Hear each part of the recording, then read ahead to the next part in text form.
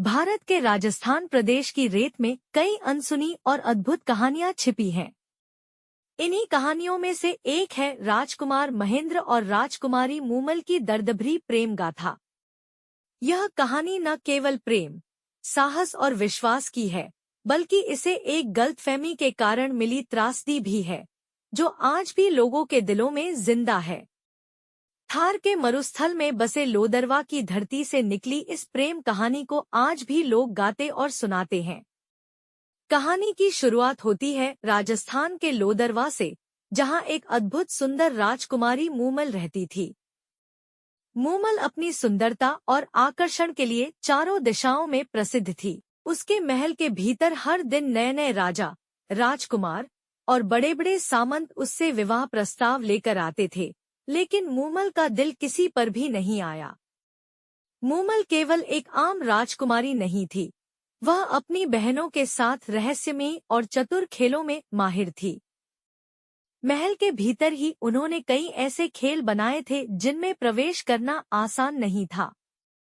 कई राजकुमार अपनी बहादुरी साबित करने के लिए महल के भीतर जाने का प्रयास करते, लेकिन मूमल और उसकी बहनों की चतुराई के कारण वे सभी असफल रहते।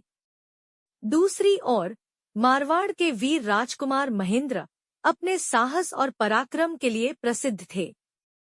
महेंद्र की दिलेरी की कहानियां रेत के हर कण में बसी हुई थी। एक दिन शिकार का पीछा करते हुए राजा महेंद्र अपने जीजा हमीर के साथ काक नदी के किनारे बसे लोदरवा में पहुंचे। जैसे ही दोनों ने इधर उधर नजर दौड़ाई, तो नदी के उस पार उन्हें एक सुंदर बगीचा व उसमें बनी एक झरोखेदार मेड़ी दिखाई दी। दोनों ने अपने घोड़े नदी में उतार नदी पार कर बगीचे में प्रवेश किया। मेड़ी में बैठी मूमल ने झरोखे से नीचे देखा तो उसे दो खूबसूरत नौजवान दिखाई दिए। मूमल ने तुरंत अपनी दासी को बुलाकर कहा, इनकी अच्छी खातिरदारी करो।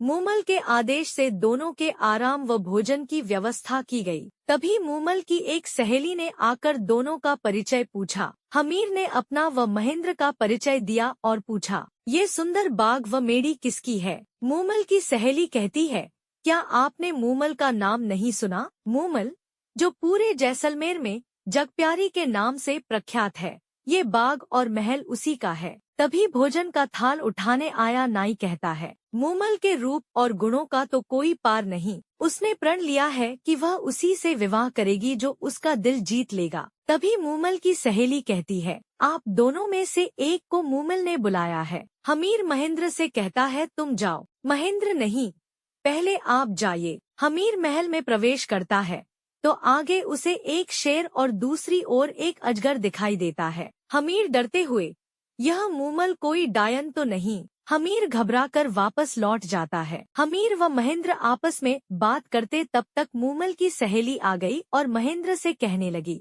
आप आइए, मूमल आपका इंतजार कर रही है। सहेली ने उसे भी हमीर की तरह चौक में छोड़ दिया। महेंद्र को भी चौक में रास्ता रोके शेर बैठा नजर आया। उसने तुरंत अपना भाला लिया और शेर पर पूरे वेग से प्रहार कर दिया। शेर जमीन पर लुढ़क गया। महेंद्र ने अपनी बुद्धिमत्ता से सभी चुनौतियों को पार किया और मूमल के सामने पहुंचा। जैसे ही मूमल ने उसे देखा, उसका दिल महेंद्र पर आ गया। वहीं महेंद्र भी मूमल की सुंदरता से मंत्रमुग्ध हो गया। कई समय तक दोनों एक दूसरे की आंखों में देखते रहे। महेंद्र और मूमल के बीच अब गहरा प्रेम हो चुका था। भोर होते ही सूरज निकल आया। आखिर विदा होने का समय आ गया। राजा महेंद्र ने रानी मूमल से वादा किया कि मैं पुनः आऊंगा और बहुत जल्द मिलेंगे। जब महेंद्र अमरकोट पहुंचे तो उन्होंने पुनः रानी मूमल से मिलने की तरकीब लगाई। महेंद्र हर रात गुप्त रूप से मूमल से मिलने आता।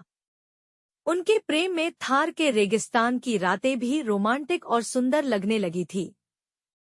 दोनों का प्रेम इतना गहरा था कि वे समय की परवाह किए बिना एक दूसरे से मिलने के लिए बेताब रहते थे।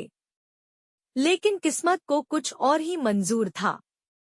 राजा महेंद्र पहले ही शादीशुदा थे और उनकी 7 पत्नियां थीं। महेंद्र की पत्नियों को मूमल के बारे में जानकारी हुई, जिससे उनके दिल को बहुत ठेस पहुंची। 7 पत्नियों ने मिलकर राजा महेंद्र को रोकने के लिए एक षड्यंत्र चला, जिसके तहत जिस ऊंट पर सवार होकर राजा महेंद्र रानी मूमल से मिलने के लिए जाते थे, उस ऊंट के पैर तुड़वा दिए ताकि वह वहां पर नहीं पहुंच पाए। कारणवश महेंद्र देर से मूमल के महल पहुंचा।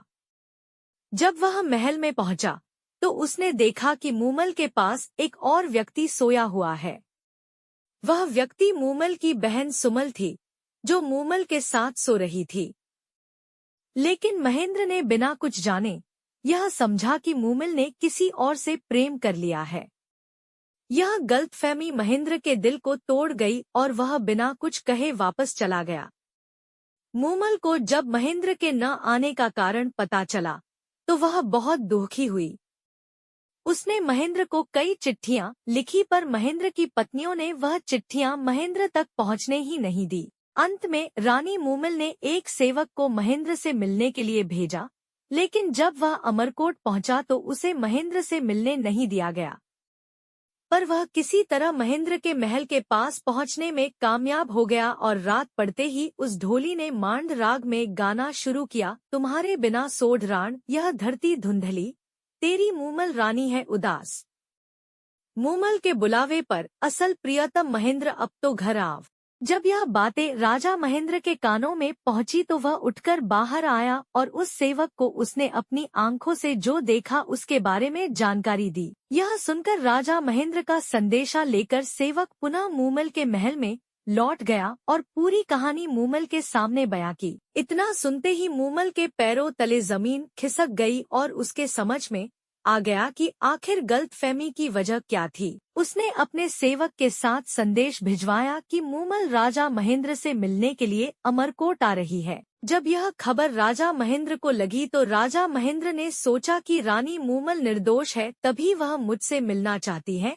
तब उसने पुनः संदेश भिजवाया कि रानी मूमल को यहाँ पर आने की जरूरत नहीं है, मैं खुद चलकर कल सुबह उनसे मिलने के लिए आ रहा हूँ। जब राजा महेंद्र के आने की खबर रानी मूमल के पास पहुंची तो वह बहुत प्रसन्न हुई और पलके बिछाए एकटक नजर से राह देखती रही। लेकिन किसी ने सोचा नहीं था कि मिलने के बजाय महेंद्र और मूमल की प्रेम कहानी का अंत हो जाएगा। हुआ यूं कि राजा महेंद्र के मन में आया कि वह क्यों न मूमल के प्रेम की परीक्षा ली जाए।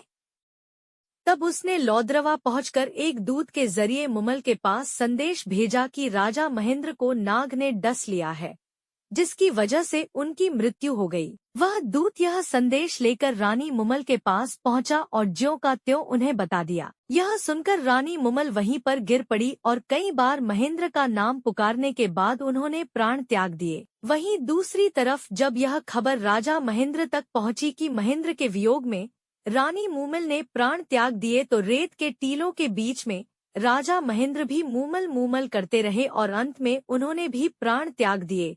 महेंद्र और मूमल की प्रेम कहानी अमर हो गई। उनका प्रेम भले ही गलतफहमी के कारण टूट गया, लेकिन उनके प्रेम की सच्चाई और गहराई आज भी राजस्थान की धरोहरों में गूंजती है। यह प्रेम कहानी हमें यह सिखाती है कि सच्चे प्रेम की कोई सीमा नहीं होती और इसे हमेशा सहेज कर रखा जाना चाहिए।